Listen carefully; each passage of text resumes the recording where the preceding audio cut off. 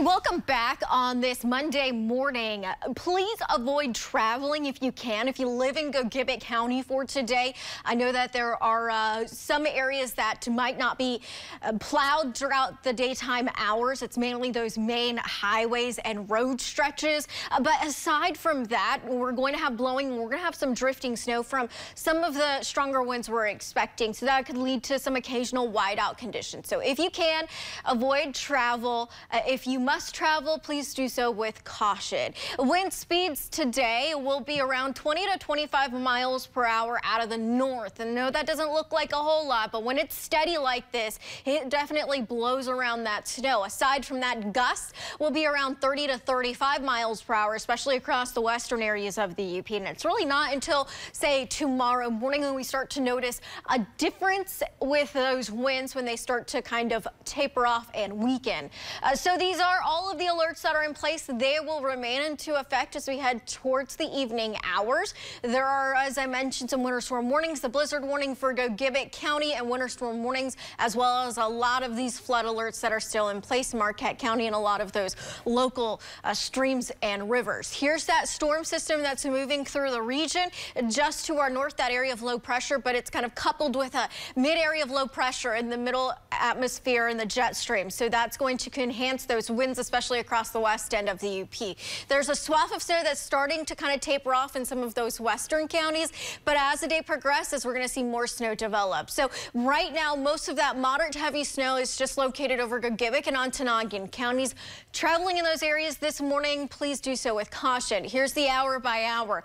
While some areas in the central UP are starting off with fog, rain, as well as a rain and snow mixture, it's all going to transition to snow later on throughout the day. So this is right around midday, 12:30. A little bit of a rain and snow mixture still towards the east, and then it all transitions over to the snow as we head towards this evening. The moderate to heavy snow will still be located in the far west end of the UP. We're still going to have some lingering lake effect snow as we head towards the overnight hours and tomorrow morning.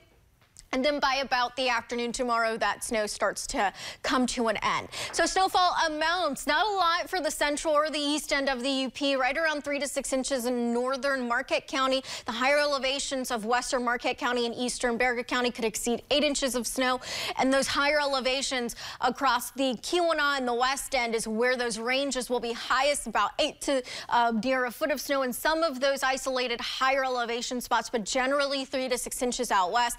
It's right around a foot of snow in the higher elevations of Gibbet County, which is where we're going to get the brunt of this storm system with the heavy snow as well as those strong winds. As far as temperatures and the type of snow we're going to have this wet snow. Temperatures will hover in the lower 30s. As we head towards the afternoon, temperatures will gradually decrease into the 20s from west to east. And then tomorrow we're looking at low to mid 30s as well. As we look ahead towards the remainder of the week, temperatures will generally be below normal. Precipitation, we do have more chances for a mixture of rain and snow as the week continues. And our next system actually comes in as we head towards Thursday. So we'll start to see more of that precipitation come right on through as we head through Thursday. But Wednesday looks fairly decent. It looks like we'll have some chances for a little mixture very late in the afternoon on Wednesday. That is conditional, but we do know that this next system that'll impact us will move in on Thursday, initially with a mixture. And then it's widespread rain on Thursday